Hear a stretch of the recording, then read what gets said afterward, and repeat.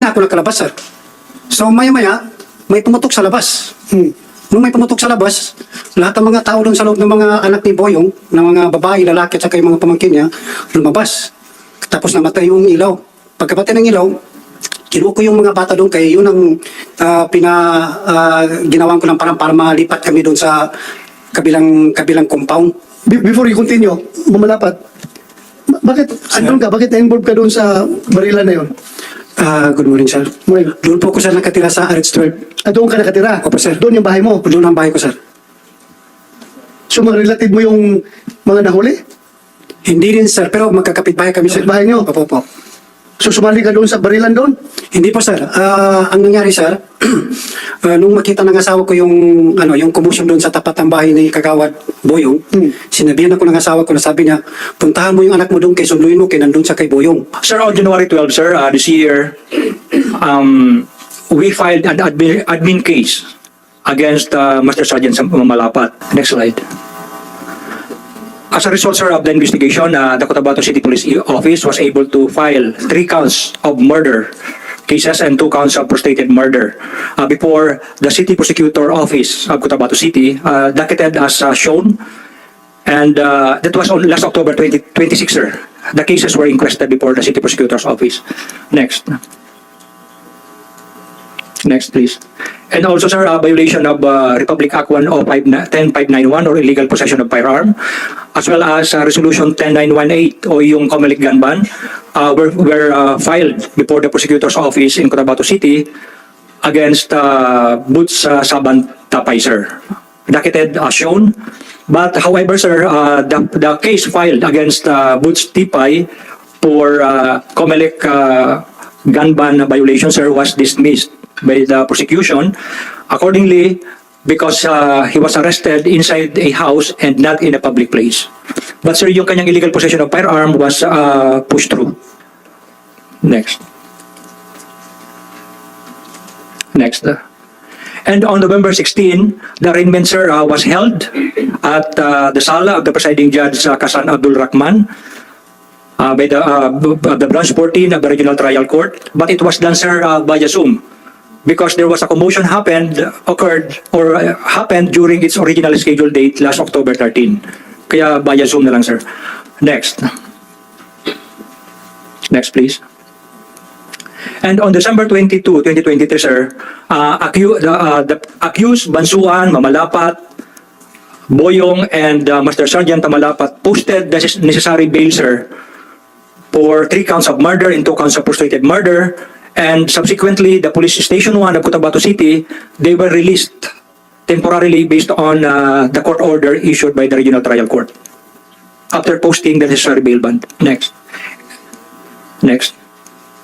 Next. And also, sir, on January 2, 2024, accused Kamad, Pagital, Alay, Ginat, Garcia, Mamalangkat, Bansuan, and Boots Tipay, they posted their bail for the 3 counts of murder and 2 counts of prostrated murder, and subsequently they were released also by the Cotabato City Police Office. So lahat na ng 12 released on bail? Yes, sir. Thank you. Continue. Next. Next, please. Hindi kayo nagtanong sa judge na, Sir, murder yung pinahal namin, tapos bakit nakapag-bail ito? Yes, sir. That was also the question, sir, of the PNP. Anyway, alam naman ng judge yan eh.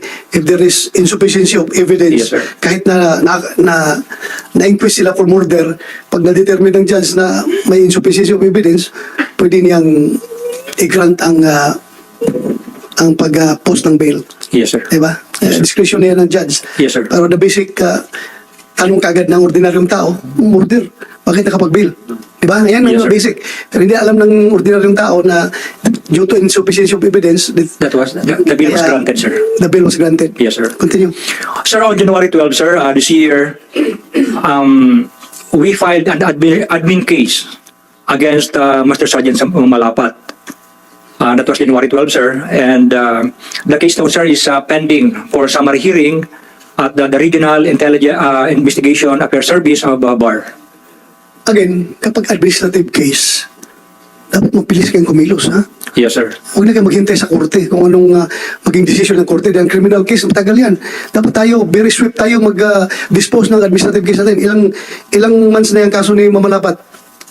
That happened, sir, last October 23. October, November, December, January, February.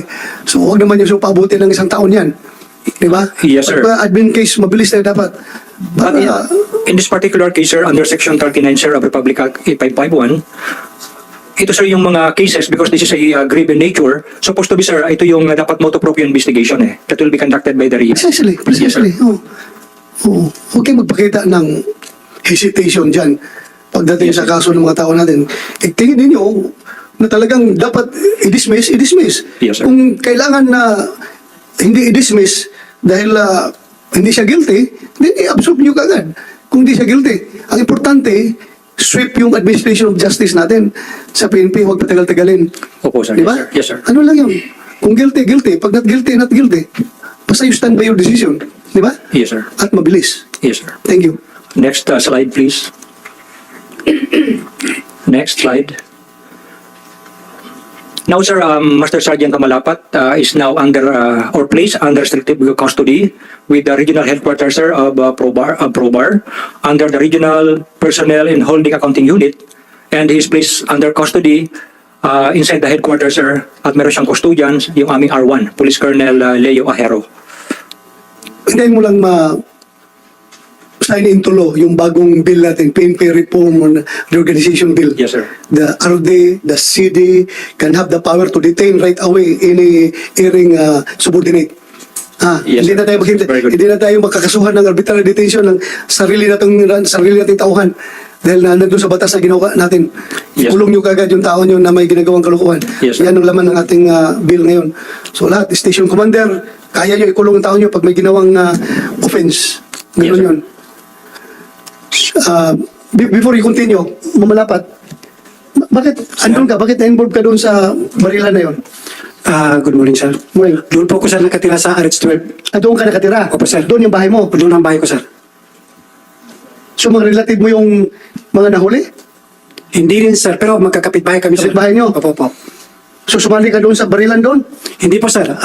Ang nangyari, sir, nung makita ng asawa ko yung commotion doon sa tapat ng bahay ni Kagawad Boyong, sinabihan ako ng asawa ko na sabi niya, puntahan mo yung anak mo doon kay sunduin mo kay nandun sa kay Boyong.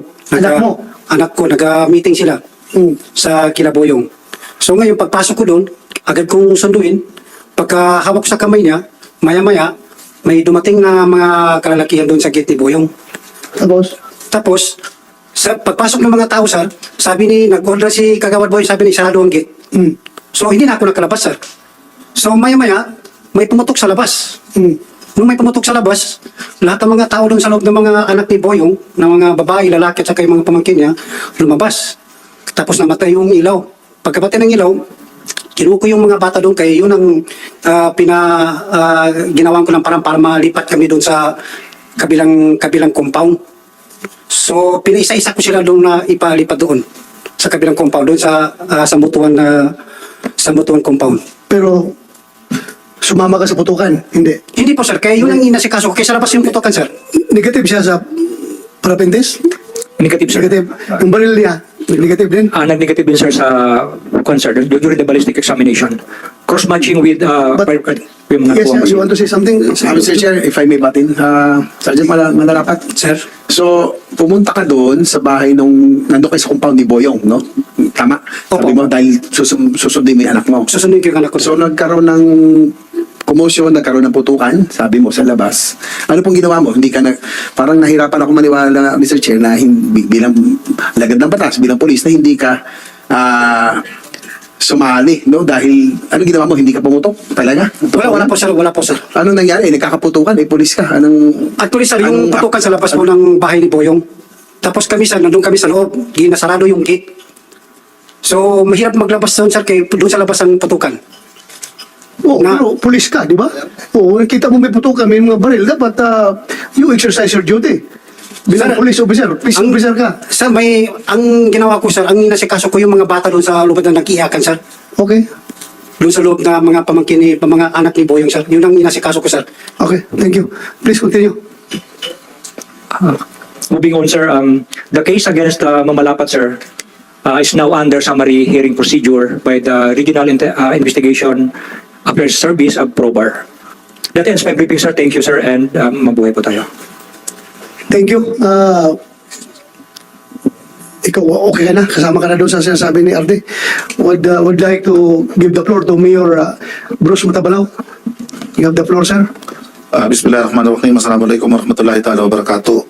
Thank you, Mr. Chair, and Honorable Senator J.B. Ejercito, and the other members of the Committee on Dangerous Drugs and Peace and Order and Public Safety for the opportunity. Gaya ng nabanggit kanina ng ating kagalang-galang na chairman, pareho kami ng panawagan ni Kap Bimbo Ayunan Pasawiran ng katotohanan at justisya para sa nangyari kaugnay noong October 23, 2023. Dahil na isalaysay na rin ni Regional Director Noblesa, may I go direct, Mr. Chair, to my concluding statements? Please, If I may. go ahead, Mayor. Mr. Chair, I humbly submit that there is a need to determine the veracity of the claims of Barangay Chairman Bimbo Ayunan Pasawiran that the PNP Cotabato City attempted to let Juhalidin Ladesla Abdul escape from the crime scene on October 23, 2023. Assuming that such accusation is true, then we could not expect PNP Cotabato to fairly implement our criminal laws. I also humbly submit, Mr. Chair, that there is a need to determine whether or not the paraffin test results of the 12 suspects in the shooting incident on October 23 were manipulated and fabricated.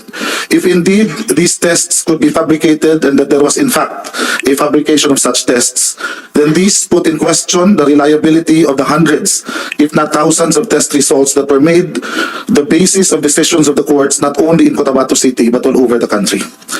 The spot reports made no mention about the actions taken by these policemen before, during, and after the incident.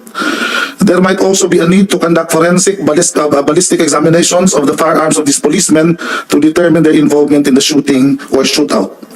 It is also humbly argued, Mr. Chair, that there is a need to look into the claims of Barangay Chairman Bimbo Ayunan Pasawiran that he has contacts in all levels of the PNP from whom he obtained the information regarding the purported search warrants against him and his brothers. Assuming such claims are true, then it only shows that there is a serious breach in confidentiality within the PNP Cotabato City which must be addressed. Otherwise, criminals will be forewarned of the service of such warrants. It might be worth considering that limiting the duly sanctioned election activities in the daytime could reduce election-related violence, especially in areas with a bad history of violence. It may also provide useful information in the implementation or re-examination of existing laws and or formulation of new laws relating to the performance of law enforcement agencies, particularly the PNP, of their duties and functions. Muli, marami pong salamat sa ngalan ng mga peace-loving Cotabateño sa pagkakataon na binigay ninyo sa amin. Thank you, Mayor Bruce Matabalaw.